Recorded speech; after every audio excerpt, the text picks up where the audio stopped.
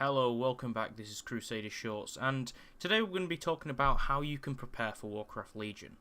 Warcraft Legion is set to be released on the 30th of August. That means that as of time of making this video, it's coming super close to the release. I've made videos a while back of some of Legion's features and a video of the expansion reveal, if you need to know more, but in this video I'm going to tell you how you can prepare for the next expansion. More importantly, how you can make a lot of gold before the next expansion drops. The Transmogrification tab is a new feature being implemented, such as the Heirloom tab that Blizzard brought us back in Draenor. The new Transmog tab will allow you to pick your Transmog sets easily in a similar way to the add-on Mogit. However, no longer will we have to fill our banks and bags with the items. The new tab will theoretically store all of the items as the Heirlooms tab did also. Because of this, at the start of the expansion, so many people will be looking for great Transmog items such as rare BOEs and cool looks. You should definitely start doing old and new instance runs to try and get some of these pieces now, as it's estimated that they will be very valuable, especially at the beginning of the expansion. Some notable areas to farm for rare Transmog pieces include the Ruins of Anchorage, as well as the Admiral's Den located in Thousand Needles. As for professions, farming always tends to be beneficial, and it rakes in a lot of gold at the start of an expansion. Usually the new expansions offer new mining and herbalism nodes, and new ores which begin at a high price before they decay. The beginning of an expansion is great for farming with your gathering professions. You can do this either whilst you're leveling or when you reach maximum level. Add-ons such as Gatherer will help pinpoint nodes on your map, as well as turning on the mining or herbalism tracking, which is located next to your map to mark the nodes on the map. It may be a good idea to level a gathering profession, and sell all of your materials to crafters at the beginning. You could replace your crafting professions with gathering professions and re-level them with stockpiled materials if you only have one character. But if you have multiple alts, it's best to put the professions on one of those rather than replacing the crafting professions, as to save more gold. Stockpiling materials to sell when prices inflate is also a thing you must do if you want to make some serious gold at the beginning of the expansion. Some of these materials always inflate. For an example, for herbs, the Gorgrond flytrap is used in a daily cooldown. Well, multiple daily cooldowns, most importantly for the creation of hexweave cloth, which is used in other recipes. Sumptuous fur is another material you can farm by mass killing mobs. Stocking this is also advisable to contribute towards crafting hexweave bags, which will sell like hotcakes at the beginning of the next expansion, due to people acquiring many things during crafting or leveling and needing more space to carry them. Tanaan Jungle is currently the place to be. Not only is it the most recent endgame content in the form of Hellfire Citadel as a raid and Tanaan as a level 100 zone, but it also has a lot of daily quests and gold making potential. Whilst you can, you should be killing rares, the world boss Kazzak, and doing all of the bonus objectives, as well as picking up all the treasures along your way. Whilst you perform these daily tasks, you will be farming Apexis crystals as well as making the good gold. The Apexis crystals can be used to purchase the Baleful gear and the upgrade tokens from the Arakoa representative to upgrade any of your gear that may be lacking. Another source of gold before the expansion is to kill Doomlord Kazzak, which is in Tanaan Jungle, and I believe he's called Supreme Lord Kazzak now, the new edition or the new version of that NPC. But if you kill this world boss every week in Tanaan Jungle, it's another source of gold for weekly income, of course, and defeating it will either reward you with a random amount of Fell Blight, which I believe is up to 15 each time or below, and you could also get crafting materials. The Fell Blight's a crafting material which you can use for many crafting recipes, so it's a great thing to get. Or you'll get a chunk of gold, which is also good for the drop. You don't really get too much gold, so you're aiming to get the Fell Blight.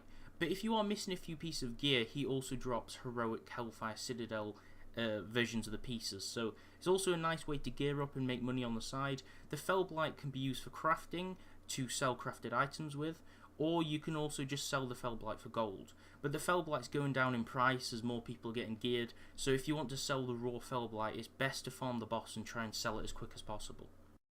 The next tip is very important, because it's related to Garrisons. Love them or hate them, Garrisons are still one of the best ways to make gold in Draenor, and soon this simply won't be the case. Due to community dismay and popular poor opinions on Garrisons as a whole, they won't be making their comeback in the same form, and also will be nerfed at the beginning of Legion. This means you won't be able to make near as much gold anymore from them.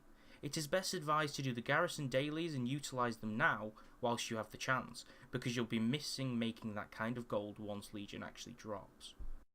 Demon Invasions is also another implementation in the pre-patch. Demon Invasions are spread across Kalimdor and Eastern Kingdoms and provide an easy way for your alts to gear up during the pre-patch. The gear drops from each boss, as well as the final loot crates, include eye level 700 pieces, and this is a really quick way to catch up with the eye level curve on your alt characters. You can also acquire pets such as the Fellbat, and other pieces of gear such as glaives for your demon hunters, and upgrades which cost 150 of the tokens that you get dropped from each event. By purchasing these you can upgrade all your gear, and by selling the Fellbats you can also make a bit of money on the side. At the minute on my server, Fellbats are going for around 5k, but I presume that once the pre-patch ends and you won't be able to farm them anymore, the price will go up exponentially. I would advise saving the pets to sell them later, as the price will definitely rise, but if your server's like mine and they're going for around 5k or more, then that's still quite a bit of gold to be making now. If you can't wait, then it is still profitable to sell them, and if you've already got all of your gear upgrades on each of your characters, you can just use Demon Invasions just to farm the pets and sell them now, and you'll still make a lot of gold. For an example, if you sold 5 you'd make 25k, and that's still a lot of gold to make. Especially if you did all the invasions on your alt characters, you'd get the pets a lot quicker. And remember that Demon Invasions have 3-hour cooldowns, so just make sure to do them before the time runs out.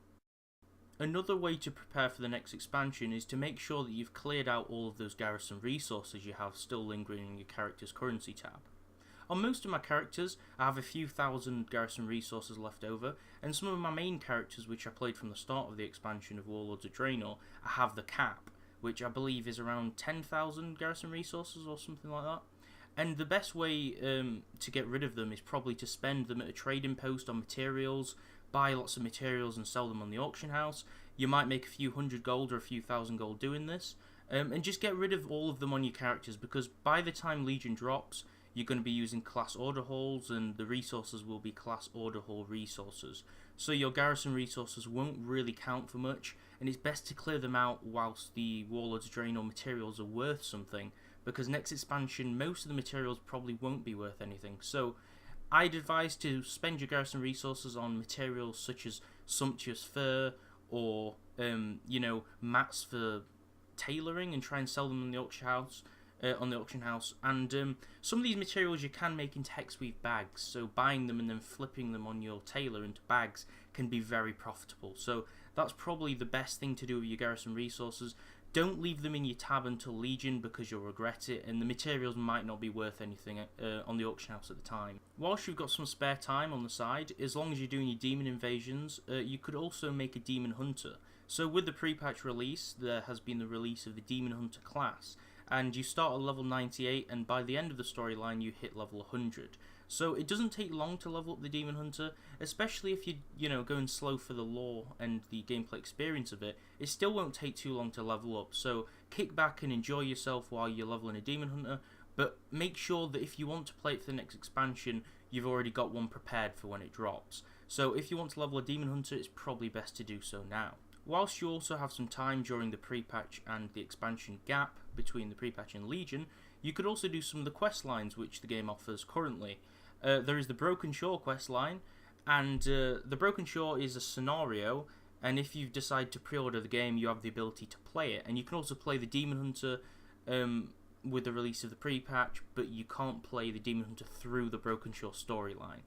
But it's a very straightforward thing to do, and they will only take, maybe an hour to complete. The Broken Shore storyline will pair you with a lot of players, and you'll be pitted alongside the Alliance or the Horde, depending on the faction you are, to take down the demonic bosses on the Broken Shore and complete the scenario. I won't spoil any of the storyline, but it's a very good thing to do, and it's one of the biggest things you should be doing right now before Legion drops. This is because it's very important, and it most likely won't be available when the expansion actually hits the shelves. This is because obviously the story's changed, and by the time the expansion comes out, in the lore something else will be happening, so the Broken Shore will be completely irrelevant, and you probably won't be able to do it anymore. Alongside the Broken Shore, there's also a troll vendor near the Horde Harbour, and I'm not sure if it is located anywhere on the Alliance side, but for the Horde people, if you go to the harbour in front of Orgrimmar, near Durotar where the ship's board, during the scenario you can locate a troll vendor, and the troll vendor's near the ships under one of the huts, and he sells about 3 different toys, and I believe these toys were previously available but they may have got removed, but you can buy about 3 toys for, you know, a very cheap amount of gold, and they might be removed eventually, so you want to buy these now. I'm not sure if you can sell them in the auction house, but it's definitely good to add them to your collection, so I'd definitely go down to the Broken Shore area and buy these toys before you start the scenario. Another thing you must do, if you like collecting mounts of course, is to get the Grove Warden before Legion drops. Now in order to get the Grove Warden you must complete Heroic Archimond in Hellfire Citadel, and once you've killed the boss it drops an item, and on looting the item you can start a quest. And this quest will take you to talk to, I think it's Malfurion Stormrage, located in what I believe to be Mount Hyjal. And once you've done the storyline, I won't tell you much about the storyline, but it's a very short couple of quests, and once you've completed it, in return you're given the Grove Warden mount. Now this won't be available once Legion drops because they're removing it, but if you want to get it now, there's 2 different ways you could do. There are websites, I think Friendship Moose is one of the websites that people are running at the minute, and then I think it's available in US and Europe realms, and it has players offering to do runs to get people this mount, which is a really nice community thing. So if you want to hit that up, you might be able to get the mount.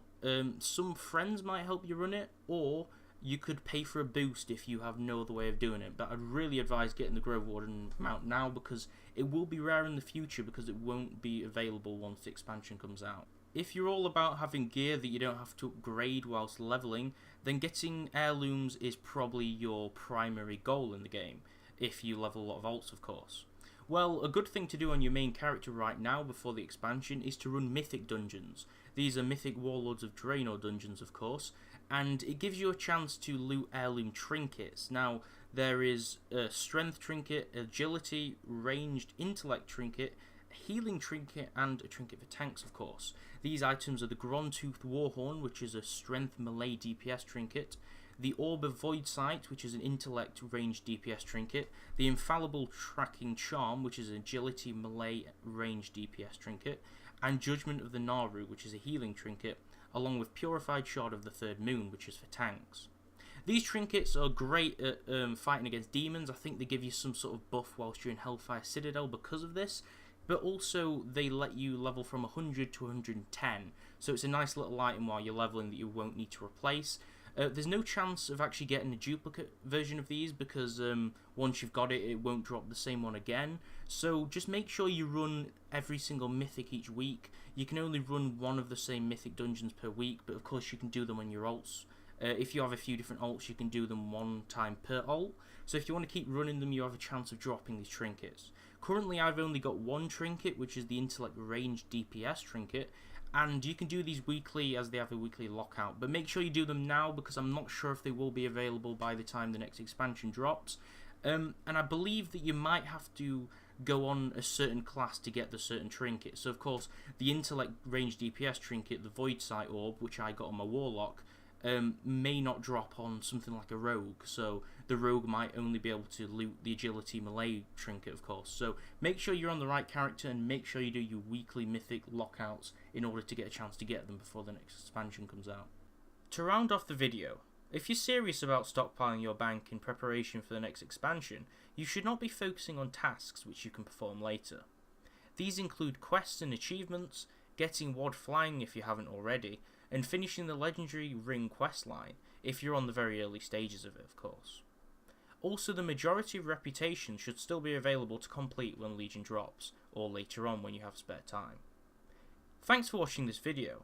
If it helped you in some way, feel free to like it or subscribe for similar content as well as lore and gameplay. Also feel free to comment any other tips I may not have included in the video or ask any questions in the comment section below.